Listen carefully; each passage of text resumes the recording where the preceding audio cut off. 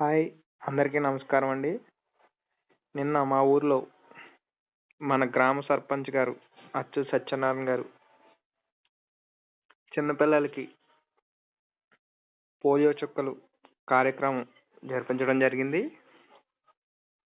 ఇలాంటి మంచి పనులు ఇంకా చేయాలని ఆ భగవంతుని ప్రార్థిస్తున్నాం.